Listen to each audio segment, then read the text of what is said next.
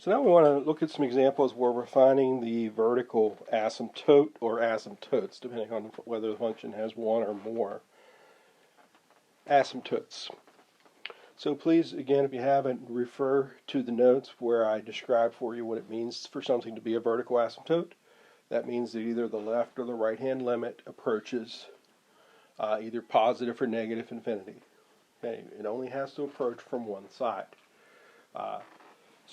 But for the most of our functions, if the left is approaching positive infinity, then the right's either going to be approaching positive infinity or negative infinity.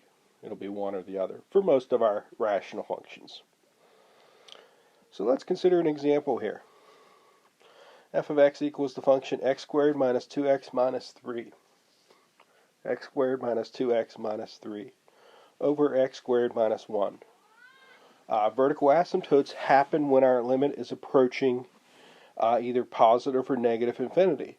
Well, we just saw in the previous video that approaching positive or negative infinity coincides with having a limit involving a number divided by 0. So we look to see, well, when will the denominator be 0? Because those are the places where we could have a vertical asymptote. So when is our denominator equal to 0? Well, that would happen when x squared minus 1 is 0, which would happen at plus or minus 1. And so then we need to investigate the limit of the function as x is approaching positive or negative 1. But we're only going to look at a left or a right-hand limit. So here I'll look at the limit as x approaches 1 from the left of that stuff. And so a quick evaluation tells me, hey, that limit evaluates, if I try to evaluate it, works out to be negative 4 divided by 0. We know that negative 4 divided by 0, now that we know that we have negative 4 divided by 0, we know that it's going to approach either positive or negative infinity. We actually aren't worried here which one it approaches, because that's enough to know that we're going to have a vertical asymptote. Whether it goes to positive infinity or negative infinity doesn't matter. That's enough to tell us, hey, that's going to be a vertical asymptote. And so we're done with that one. We know that x equals 1 is a vertical asymptote of this graph. And so we continue on and do the same thing with the other limit. Limit as x approaches negative 1 from the left of x squared minus 2x minus 3 over x squared minus 1.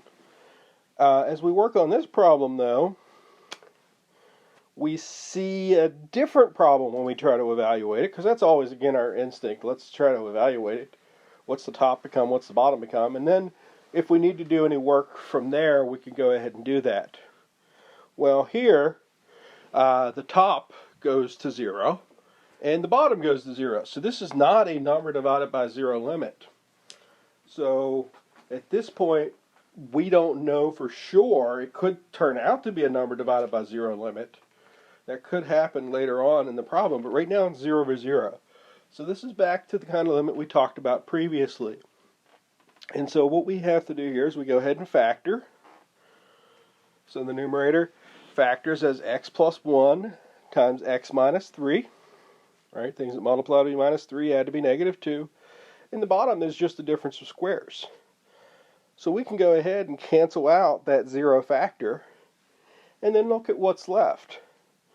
Well, what's left is no longer dividing by 0 because we've canceled out the 0 factor. So that limit approaches an actual number.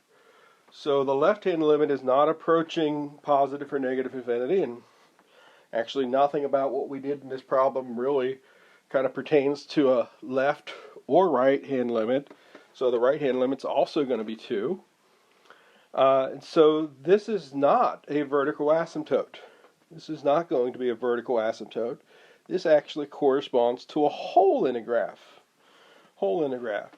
So when you're dividing by 0, but that 0 happens to coincide with a 0 factor in the top, generally that's going to lead to a hole. Unless you had another x plus 1 factor in the bottom that would still be there after you reduced it, then you'd still get the vertical asymptote. Okay, so This is one example. In the upcoming video, we're going to see a slightly quicker way that we can do these problems as far as finding vertical asymptotes.